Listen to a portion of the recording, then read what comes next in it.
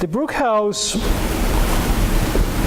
worked as a halfway house, but by 1971, that is about 7 years after it was established, you actually were working out of this location as a multi-service center already. Right. What does it really meant?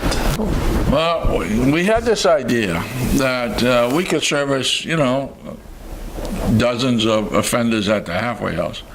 But there were hundreds of thousands more that weren't getting any service. So we decided to go and start up things like a employment center, help people get jobs. Then we got some money from the city of Boston called the Boston Offender Service Project. And what we did with that money was, you come out of prison, at most you get $50 in our day, if you got that. And not everybody got that, of course. If you went to a halfway house, I don't think they gave you anything. But you needed to have money to ride the subway or the bus to go job searching. So we could buy subway tokens, and we could give you so many subway tokens for a week, and then you would come back to the employment center, and you would show us all the places you applied for work. So long as you were doing that, we would do that. The other thing we could do, or another thing we could do, let's say you became an auto mechanic and you needed tools to do your job. Boss could pay for the tools so you could become an auto mechanic, or you needed eyeglasses, or a number of other things. You needed work clothes. Boss could provide that so long as you were registered with us, then you showed us that you followed through on job leads we might provide for you, or got jobs that we somehow could find for you. That was a wonderful program. The other thing we did, though, we created a drop-in center at Brook House on the first floor. By now, the first floor was no longer an active church, which went out of business. All right, so now we had this space, which was primarily lounge space. We had the first outstation, the Department of Employment Services had offices there. That was the first time it was ever done. That was done through Lois. So we said, well, what about all these guys running the street have nothing to do? So we created a drop-in center. Now, if you went to the drop-in center, we had the employment people there. We had our center people there. Lois had her people there. So you could tie into other services if you wanted to. But it gave you a safe, drug-free, alcohol-free place to visit with yourself, your girlfriend, your family. Didn't matter. When you mentioned Lois, you are talking about Lois Stryker. What agency did she work with? She worked for the state employment agency. Oh, that's what you meant by her people. Okay. Yeah. So that was about 1971 that you became a multi-service center. In 1972, actually, the state law allowed the Department of Corrections to contract or subcontract Correct. services within the community, expanding their concept of correctional facility to include what they call, quotes, community correctional centers. Correct. Now, up to this point, you have been working mostly with private funding. At this moment, you are now beginning to deal with the state. Right. Did this change the philosophy of the halfway house that you had originally conceptualized? No, and I'll tell you why. First of all, that proposed law was announced at Brook House when they filed it with the legislature. So Brook House was used as the model example for why this was important to do and why it would work, because we had some success with a bunch of clients who have done well. And at those times, the state wanted to do this, so they contracted out, actually, halfway house services to several vendors, not just us, but to other vendors too. But the state had never operated in the community, had never run a program like this in the community, so the state didn't know how to do these activities. So they relied on the vendors to provide the services, and the state would monitor you. And my attitude was, if you don't like what we're doing, then don't contract with us. And so we went along for a long time on that principle, and it worked fine. That's amazing that usually now the way that it works is that the state is the one that actually sets the rules, and their attitude, if you don't like what we want you to do, then we will not contract with you. That's correct. But that's something they picked up from the Federal Bureau of Prisons, who, by the way, were also contracting out around the country. They decided not to run their own facilities, so they would contract out. So when they did that, they created the statement of work. And the state picked up on the statement of work idea to control what they bought in the community. Now, from our point of view, that wasn't a great idea because they were all institutionalized people. And they wanted you to run a halfway house as if it was a community prison. Mm-hmm. So we said no on numerous occasions. In fact, one occasion we lost our Federal Bureau of Prisons contract because we refused to agree to their statement of work. On another occasion, we lost our state contract because we refused to agree to their statement of work. Fortunately, we had a board of directors who understood what was going on. And one quote at a meeting with the Commissioner of Corrections at our board meeting to explain to them what they were doing and why weren't we going along. One of my board members said to the commissioner, "We don't understand what you're doing. You're contracting us because we're successful. Now you want to take what we do and change it to what you do, which we don't know if it'll be successful. Why would you want us to do that? We're not going to do that." So I had a great board. Otherwise, I could have never taken this position.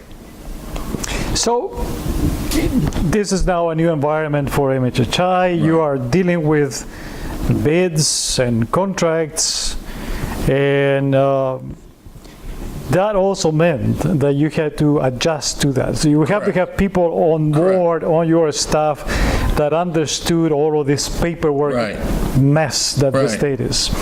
So how do you accommodate to the new situation? Well, I'll give you a couple examples. When we met, actually the Federal Bureau of Prisons regional director and his staff came to us. We now had Coolidge House, of course, where we moved all the feds to, from Brookhouse. Why did we do that? When we had Brookhouse, we had federal prisoners, we had state ex-prisoners, we had county ex-prisoners, and we had parolees and probationers. Why would you not continue with that environment? Well, the Bureau of Prisons said, no, we don't want our guys mixing with those guys. Those guys are going to interfere with our guys' successful rehabilitation, and they're going to get them in. So we don't want them there. So at one point we did agree, so we moved, that's after we bought Coolidge House, so we moved the feds to Coolidge House, right? Well, the state had the idea, why do we want probationers there? How is probation gonna change the culture to make your guys continue with crime? At this point, we have parolees, we had state prisoners because of the law you mentioned earlier, and we have probationers were the easiest clients to work with. You know, and prisoners, in many ways, because now they're on pre-release status, not release status, we're easier to work with. And parolees, who had a different status entirely, were challenging. So we moved the federal people to give them their way, but in the move, the deal was they would provide enough federal inmates to pay the bill. And of course they were willing to do that. So we moved. There was a Coolidge House that was dedicated exclusively to At one time. Federal Bureau of Prisons clients. One of the notes that I have here is that in 1975, there was a cooperative venture between DOC and the Parole Board to have a 12-month residential program for substance abusers. Right. During the first months, these people would be in prison, serving in penal institutions, but their second 6 months, they would be assigned to a halfway house. Correct. And the house that you had at the time was at 577 Mass Avenue. Correct. Can you describe this program to us? Sure. Project Overcome.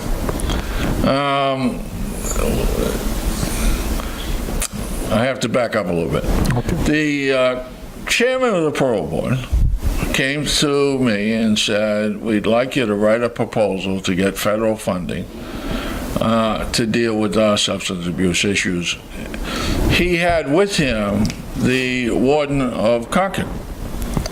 So we all sat down and agreed, and we wrote the proposal, and the chairman of the parole board secretary did the typing.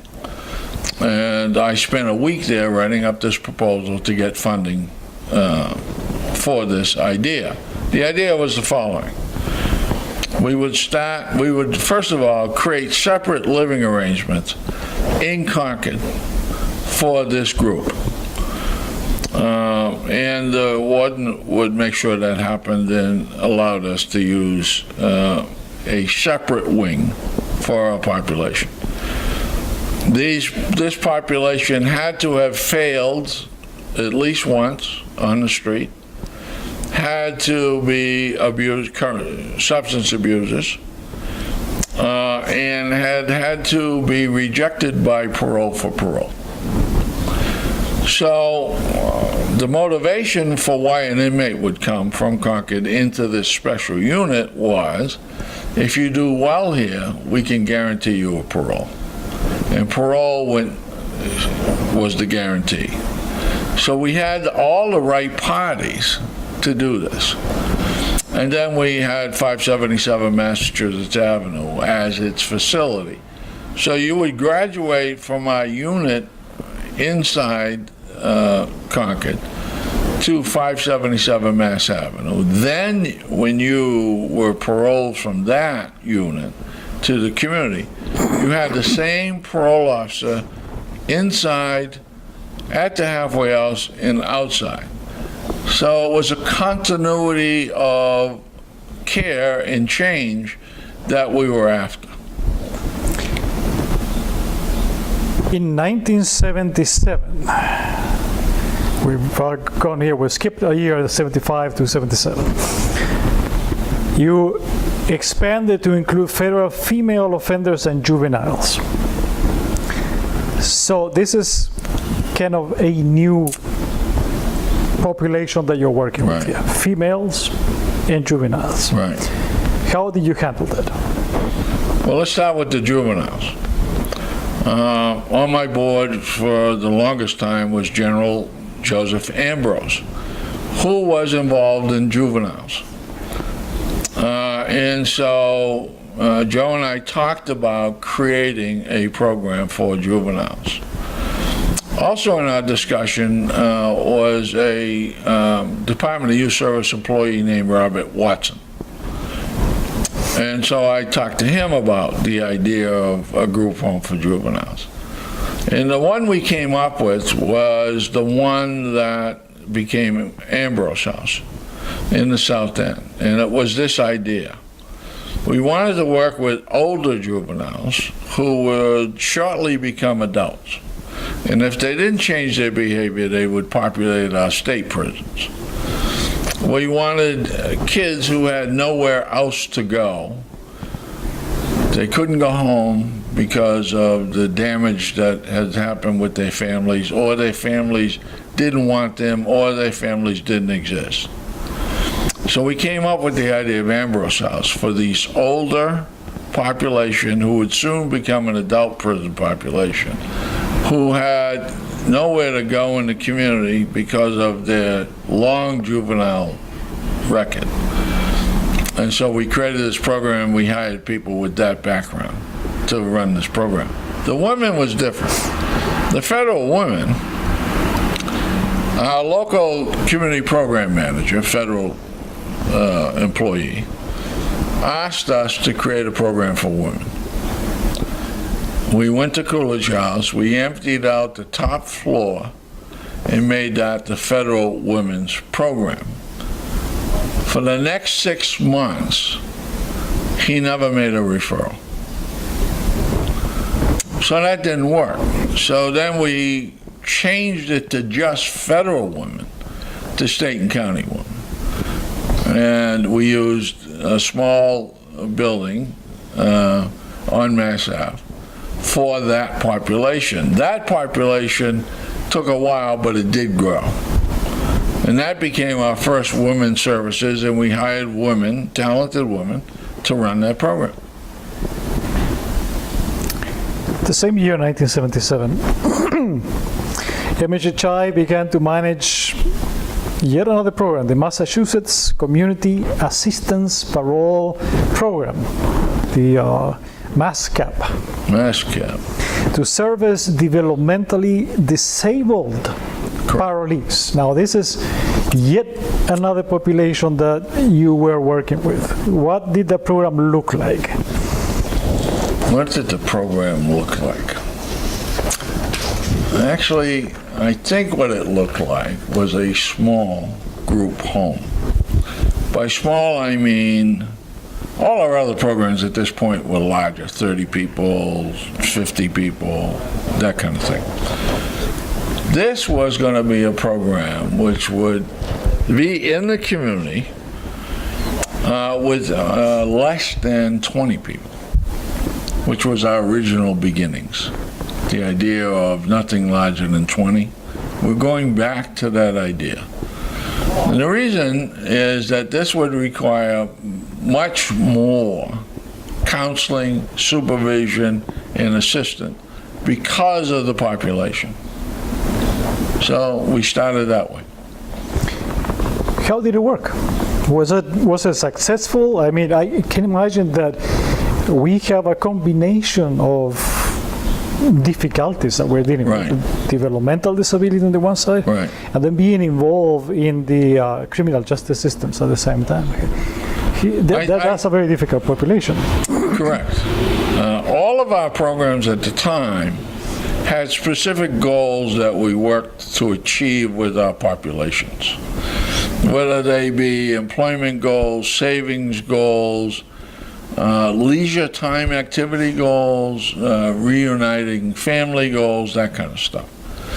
So our programs all worked fine, but when finances became difficult, these were the same populations the state stopped supporting. So for a lot of our programs that eventually went out of business, it was because there was no money to continue. It wasn't because the programs were ineffective.